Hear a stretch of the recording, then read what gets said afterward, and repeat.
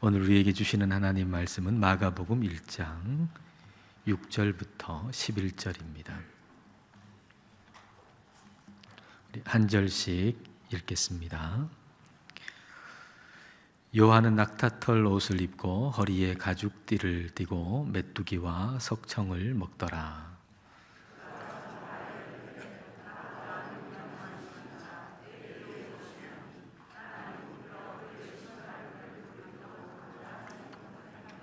나는 너희에게 물로 세례를 베풀었거니와 그는 너희에게 성령으로 세례를 베푸시리라.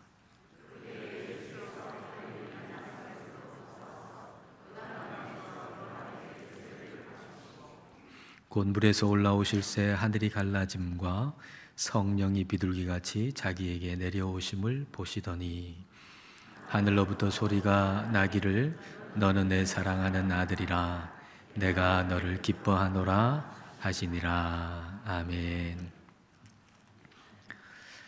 야구 경기를 보면 선수들의 각자의 포지션이 있습니다. 투수는 마운드 위에 서죠. 다른 사람보다 조금 더 높은 그 마운드 위에 투수는 섭니다. 그리고 포수는 보호 장비로 몸을 가리고 또 얼굴을 가리고 앉아 있죠. 다른 선수들은 서 있지만 포수는 앉아 있습니다. 그리고 1루, 2루, 3루 베이스 근처에 있는 선수도 있고요. 그리고 저 멀리 외야에 위치한 선수도 있습니다. 근데 포수가 포수의 자리를 정확하게 찾고 그리고 포수의 자리를 잘 지키고 그 자리에서 최선을 다하는 것, 이게 큰 선수가 되는 길이지, 나는 얼굴도 가리고 얼굴도 알려지지 않고 내가 좀 더 커야 되겠다 생각해가지고 그 마운드 주변을 서성거리고 있다고 해서 결코 큰 선수가 되는 것이 아닙니다. 저 외야수 선수에게 위치 선정이라고 하는 것은 아주 장타력이 있는 선수가 타석에 섰을 때 좀 펜스 쪽으로 좀 더 뒤로 간다거나 또 그렇지 않은 선수가 타석에 섰을 때는 조금 더 앞으로 간다거나 그런 정도의 위치의 변화가 있는 것이지, 나는 저 일루수로 가는 게 내가 좀 더 유명해지고 더 크게 쓰임받는 것이다 이렇게 생각해가지고 일루수 주변을 서성거린다고 해가지고 결코 큰 선수가 될 수 있는 것이 아닙니다. 우리가 하나님께 크게 쓰임받는다라고 하는 것을 그렇게 오해하곤 하죠. 하나님께 크게 쓰임받는다라고 하는 것을 아주 높은 지위에 올라가고 많은 것을 소유하는 것으로 우리가 착각하곤 합니다마는 결코 그런 것이 아닙니다. 물론 높은 자리에 오르거나 많은 소유를 가진 어떤 포지션이 있을 수가 있습니다. 투수가 마운드 위에 올라가듯이 말이죠. 그러나 하나님께 크게 쓰임받는다라고 하는 것은 그 핵심은 마운드 위에 올라가는 것이 결코 아닙니다. 하나님께 크게 쓰임받는다라고 하는 것의 포인트는 하나님이 쓰시는 거대한 구원의 역사 속에서 내가 내 포지션을 정확하게 찾는다는 걸 의미하는 겁니다. 그런 의미에서 세례 요한은 큰 사람이죠. 세례 요한은 크게 쓰임받은 사람이죠. 왜냐하면 하나님께서 쓰시는 그 거대한 구원의 이야기 속에 자기 위치를, 자기 포지션을 정확하게 찾았기 때문입니다. 6절 말씀 함께 읽겠습니다. 요한은 낙타털 옷을 입고 허리에 가죽띠를 띠고 메뚜기와 석청을 먹더라. 6절은 단순하게 세례 요한의 외모를 얘기하는 것이 아닙니다. 세례 요한의 어떤 패션 감각을 얘기하는 것이 아닙니다. 6절은 세례 요한이 어떤 위치로 삶을 살았는가라고 하는 것을 보여주는 구절입니다. 자, 이 6절 말씀하고 열왕기하 1장 8절을 나란히 놓고 한번 보시죠. 요한은 낙타털 옷을 입고 허리에 가죽띠를 띠고 메뚜기와 석청을 먹더라. 이 얘기는 곧 이 사람 엘리야를 떠올리게 하는 모습이죠. 열왕기하 1장 8절에 그들이 그에게 대답하되 그는 털이 많은 또는 털옷 입은 사람인데 허리에 가죽띠를 띠었더이다 하니 왕이 이르되 그는 디셉 사람 엘리야로다. 세례 요한에 대해서 세례 요한이 낙타털 옷을 입고 가죽띠를 띠었다라고 하는 것은 그가 엘리야다라고 하는 걸 얘기해 주는 겁니다. 세례 요한이 엘리야다라고 하는 것은 메시아가 오시는 걸 준비하는 사람이라는 거죠. 엘리야의 심정을 가지고 오는 사람이라는 겁니다. 그러니까 말라기서에서는 엘리야를 보내겠다, 엘리야의 심정을 가진 사람을 보내겠다, 그렇게 약속을 하셨고, 예수님께서는 세례 요한을 가리키면서 오리라고 한 그 엘리야가 바로 이 사람이다, 세례 요한이다 라고 말씀을 하셨습니다. 그러니까 세례 요한은 그리스도의 오심을 준비하는 사람, 그리스도에게 모든 시선을 가도록 만드는 사람, 그게 바로 세례 요한이었던 거죠. 근데 사람들이 말이죠, 엘리야마저도 높이는 거예요. 엘리야라고 하는 것은 오시는 그 메시아를 준비하는 사람으로서 의미가 있는 건데, 사람들이 또 착각해가지고 엘리야마저도 높인단 말입니다. 세례 요한을 막 그리스도라고 하는 사람도 있고, 막 엘리야를 높여가지고 막 그렇게 생각하는 사람도 있단 말이죠. 그러니까 세례 요한은 나는 그리스도가 아니다, 그리고 엘리야도 아니다, 나는 광야에서 외치는 소리다, 그렇게 얘기했죠. 광야에서 외치는 소리다.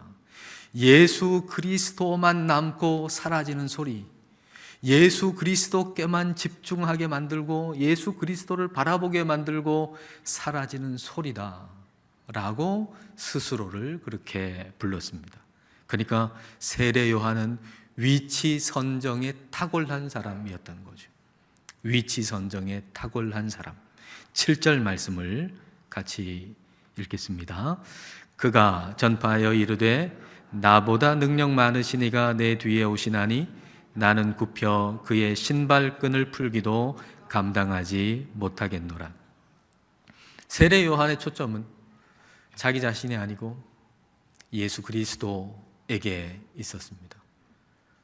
그러니까 그리스도의 위대하심을 지금 얘기하는 거죠. 그리스도의 위대하심. 나는 그분의 신발끈을 풀기도 감당할 수 없는 사람이다. 그러면서 그리스도의 위대하심을 이야기하고 있는 겁니다. 당시의 랍비들이 얘기하기를 스승은 그를 따르는 제자에게 무엇이든지 요구할 수 있었다라고 가르쳤습니다. 스승이 있어요. 그를 따르는 제자가 있어요. 그러면 그 스승은 자기를 따르는 제자에게 무엇이든 요구할 수 있었다.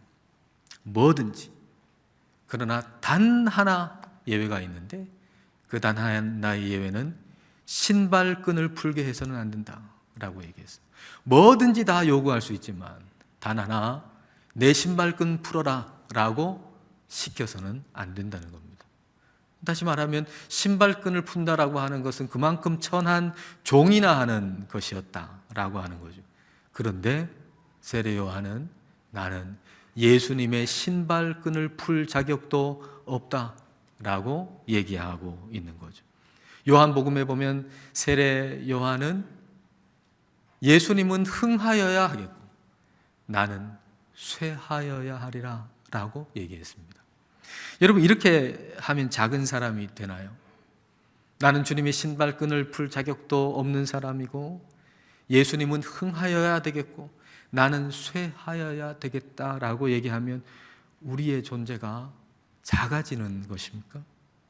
우리의 인생 이야기는 사실 우리 얘기가 아닙니다.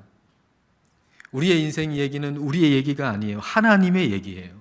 하나님의 크신 구원의 이야기 속에 우리가 한 부분 속해 있는 겁니다. 마치 야구 경기장의 한 포지션에 있는 것과 같은 거죠. 여러 포지션에 있죠. 감독이신 우리 하나님께서 다 포지션을 주셔가지고 거대한 하나의 구원의 이야기를 써가고 계신 거죠. 근데 그 이야기 속에 내가 한 포지션에 들어가 있을 때 의미가 있는 거지. 덩그러니 나 혼자, 포수가 덩그러니 혼자 거기에 앉아 있다고 그게 무슨 의미가 있겠습니까? 아무리 마운드가 좋다 하지만은 투수가 혼자 덩그러니 거기에 서 있다고 해가지고 무슨 의미가 있겠습니까? 하나님의 크신 이야기와 관계없이 우리가 아무리 유명해지고 높은 자리에 있다 하더라도 그 인생의 이야기가 무슨 의미가 있겠습니까? 그러니까 하나님의 크신 구원의 이야기 속에 우리의 위치를 정확하게 찾아 살아가는 것, 그것이 그 인생의 의미가 있는 거죠. 우리가 큰 일을 한다, 크게 쓰임 받는다 라고 하는 것은 하나님의 크신 구원의 이야기 속에 정확히 내 포지션을 찾아서 산다는 걸 의미하는 겁니다. 세례 요한이 우리에게 자리 잡는 법을 잘 알려주고 있습니다. 예수님이 내 모든 관심이 되고, 그리고 예수님께 모든 집중이 되도록 하게 만드는 자리에 너 있어라. 세례 요한이 우리에게 그걸 가르쳐 주고 있죠. 세례 요한이 물로 세례를 주니까 사람들이 막 몰려들었습니다. 사람들이 막 몰려들고, 그리고 세례 요한에게 세례를 받은 다음에 세례를 준 그 세례 요한을 얼마나 대단하게 받겠습니까? 세례 요한 참 대단한 사람이다. 그렇게 이야기하고 바라볼 때, 그때 세례 요한은 그들에게, 세례 요한을 대단하게 생각하는 그들에게 세례 요한이 이렇게 얘기합니다. 8절 말씀 함께 읽겠습니다. 나는 너희에게 물로 세례를 베풀었거니와 그는 너희에게 성령으로 세례를 베푸시리라. 세례 요한이 그에게 쏠리는 그 관심을 그리스도에게로 돌리는 거예요. 사람들이 지금 관심이 세례 요한한테 막 집중된단 말이죠. 그러니까 그 관심을 예수님께 드리는 거예요. 그리고 예수님 얘기를 하는 거예요. 세례 요한은 오직 예수님 얘기뿐인 거예요. 예수님 위대하신 분이라고, 예수님 이야기로 가득한 분. 나는 물로 세례를 주지만 그분은 성령으로 세례를 주시는 분이다. 예수님의 이야기로 가득한 인생, 그게 세례 요한이었던 거죠. 미국의 한 목회자가 복음의 언어라고 하는 제목의 책을 썼는데, 원제는 Gospel Fluency입니다. 그러니까 복음의 유창함이라는 거죠. 복음의 유창함. 이분이 원하는 교회는 뭐냐면 예수님의 이야기로 가득한 교회, 복음으로 유창한 성도, 유창하게 복음이 이야기되는 교회, 이런 교회가 되기를 원하는 거죠. 우리가 어떤 외국어를 배운다고 한번 해보세요. 그러면 처음에 외국어는 굉장히 낯설고 어렵지만, 만약에 그 외국어가 쓰이는 그 환경 속에 들어가서 그 외국어로 생각하고 그 외국어로 일상을 살아가다 보면 그 외국어가 익숙하게 되고 유창하게 되고, 그리고 모국어처럼 쓸 수 있게 되죠. 복음이 이렇게 유창한 성도, 복음이 이렇게 유창한 교회가 되어야 한다는 겁니다. 그러나 복음은 여전히 많은 그리스도인들에게 낯선 외국어 같습니다. 나는 죄인이고 내 죄로 인해서 내가 멸망할 수밖에 없는데, 예수 그리스도께서 오셔서 내 죄를 대신해서 십자가에서 죽으시고, 그리고 나는 하나님의 자녀가 되었다라고 하는 이 복음, 이 복음이 여전히 낯선 외국어 같다라고 하는 거예요. 마치 영어를 10년, 20년 했는데 일상의 대화는 안 되잖아요. 영어를 10년 공부했어요, 20년 공부했어요, 30년 공부했어요. 그러나 영어로 대화 한마디 하기가 참 어려운 것이 많은 사람들의 현실이듯이 그리스도인에게 복음이 그와 같다는 겁니다. 이 복음의 언어를 설교 시간에 우리는 들어요. 그리고 이 복음의 언어를 가지고 찬송도 해요. 그럼 찬송의 가사가 복음의 내용들이 많잖아요. 그 복음의 내용으로 찬송을 해요. 하지만 이 복음의 언어로 일상을 살지는 못한다는 거죠. 이 복음의 언어로 일상을 살지 못하는 이 복음이 여전히 낯선 언어라는 겁니다. 그러나 이 복음은 일상을 살아가는 언어가 되어야 된다는 겁니다. 이 복음의 언어로 우리가 일상의 대화가 가능한 복음의 유창한 사람들이 성도가 되고 교회가 되어야 한다는 겁니다.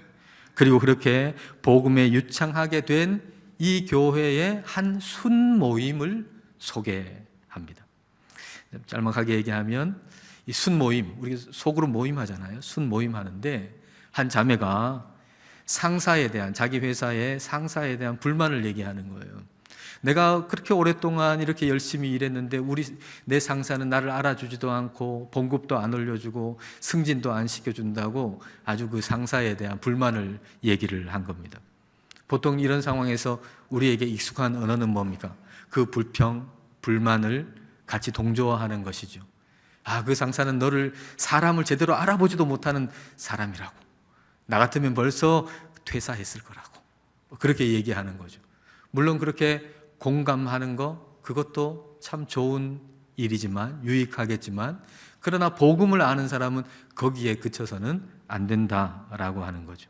이 순모임에서는 이렇게 대화가 진행됐답니다. 이 자매가 직장 상사에 대해서 불만을 토로했어요. 그랬더니 한 자매가 이렇게 얘기를 하는 겁니다. 저도 당신이 지금보다 더 높은 봉급을 받아야 한다고 생각합니다. 왜냐하면 당신은 아주 훌륭한 일꾼이고 아주 훌륭한 회사원이기 때문이죠.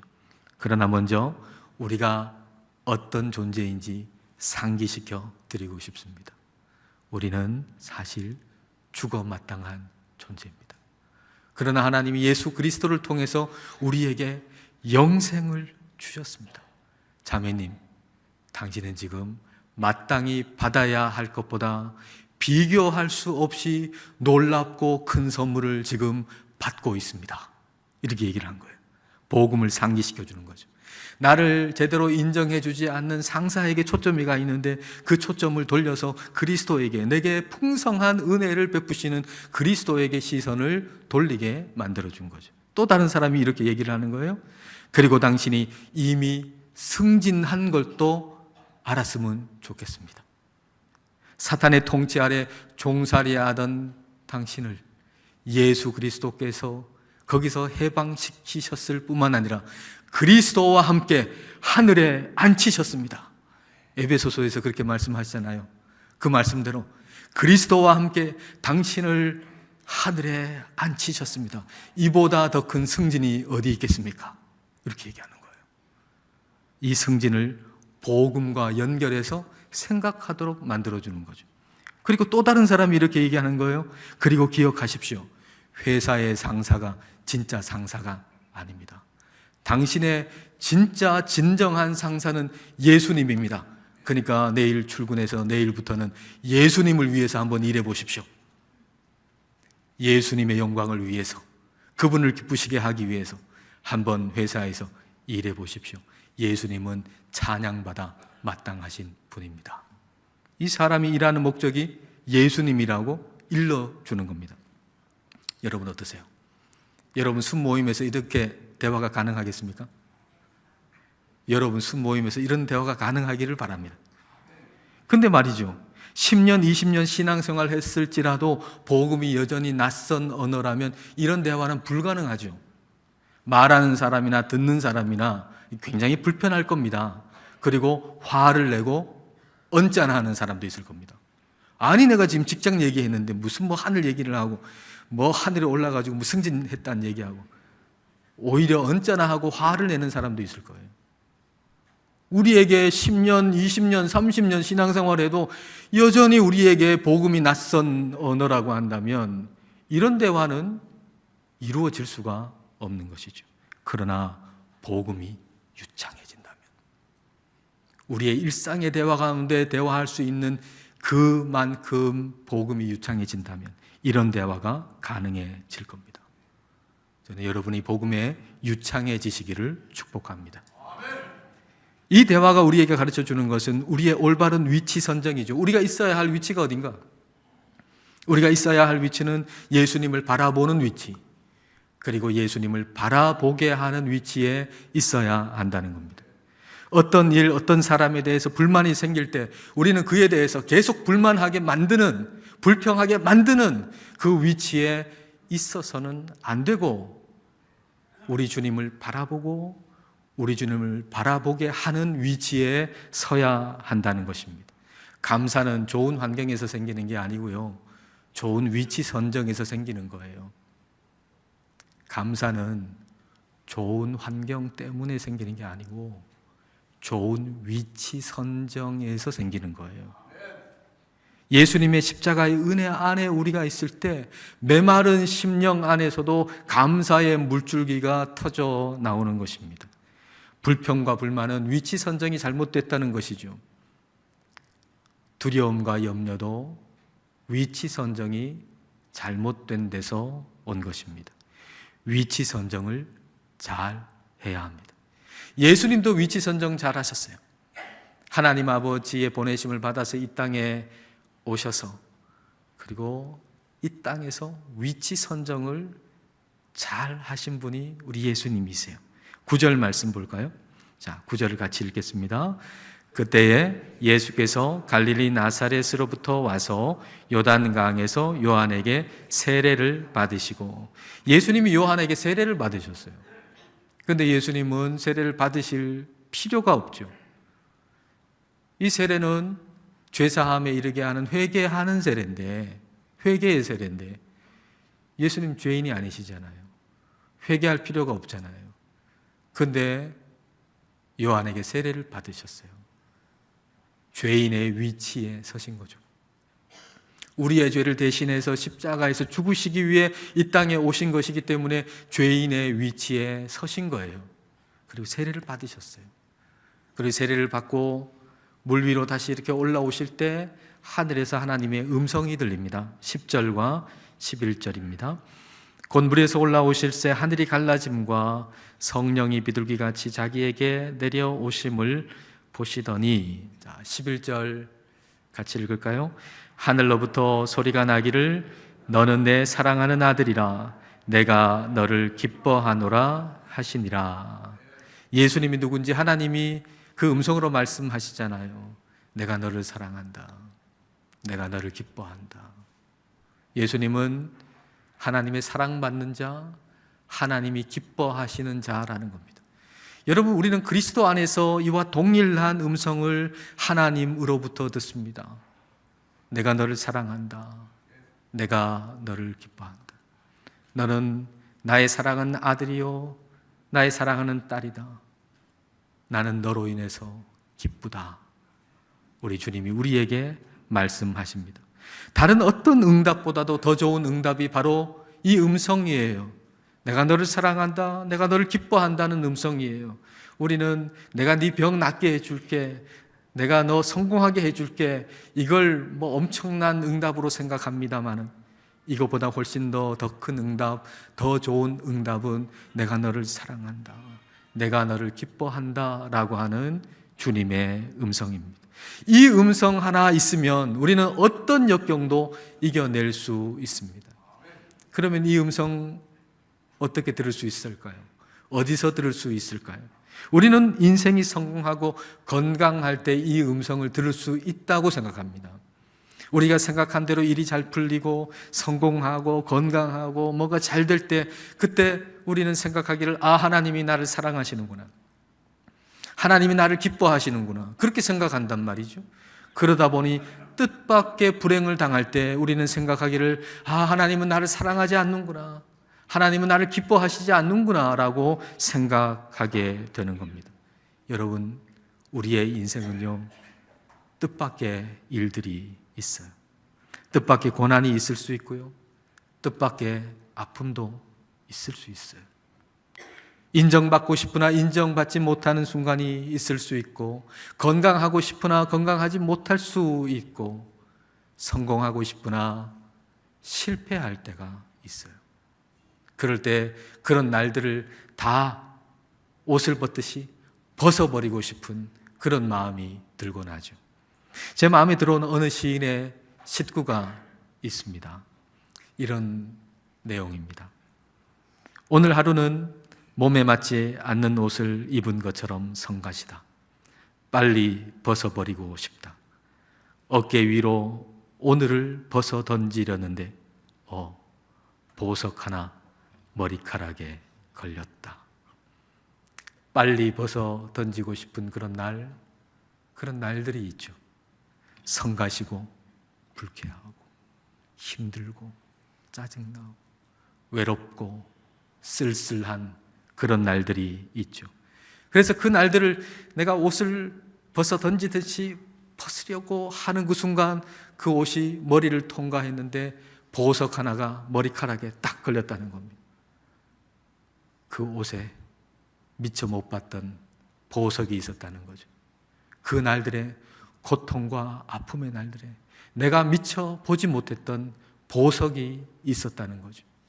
저는 그 보석이 바로 예수 그리스도의 십자가라고 믿습니다. 우리 삶의 고통, 고난, 외로움, 실패, 우리는 빨리 벗어 던지고 싶습니다. 그러나 그 안에 보석이 있습니다. 그 고통이 우리로 십자가를 바라보게 만드는 것입니다. 그 고난이 우리로 십자가 아래로 갈 수 있도록 인도해 주는 것입니다. 그리고 그 위치에서 십자가 아래에서 우리는 비로소 주님의 음성을 듣게 되는 거예요. 우리의 마음 깊은 곳에서 우리에게 들려주시는 그 음성, 내가 너를 사랑한다. 내가 너를 기뻐한다. 이 음성을 들을 수 있는 곳은 십자가 아래입니다. 우리가 어떤 처지에 있을지라도 우리가 십자가 아래에서 내가 너를 사랑한다. 내가 너를 기뻐한다. 이 음성 들으면 우리는 소망 가운데 이길 수 있습니다. 여러분, 십자가 아래로 가십시오. 지금 십자가 아래로 가십시오. 그리고 거기서 음성을 들으십시오. 이 음성을, 내가 너를 사랑한다. 내가 너를 기뻐한다. 기도하시겠습니다. 이 시간 우리 기도하실 때 세례 요한의 탁월한 위치 선정을 생각해 보십시다. 예수 그리스도를 바라보고 예수님을 바라보게 하는 위치에 그는 있었습니다. 그리고 예수님은 세례 요한의 세례를 받으셨습니다. 즉 죄인이 아니지만 하나님 아버지의 구원의 이야기를 완성하시고자 죄인의 위치에 서 계셨습니다. 세례 요한도 예수님도 하나님의 크신 구원의 이야기 속에서 자기 포지션을 잘 찾으셨습니다. 우리 역시도 하나님의 이야기 속에서 우리 위치를 잘 찾기를 기도하십시다. 특히 우리가 있어야 할 가장 좋은 위치가 예수님의 십자가 아래라는 사실을 늘 기억하고 주님의 십자가 아래에서 듣게 되는 음성, 내가 너를 사랑한다. 내가 너를 기뻐한다. 이 주님의 음성을 듣기를 함께 기도하시겠습니다.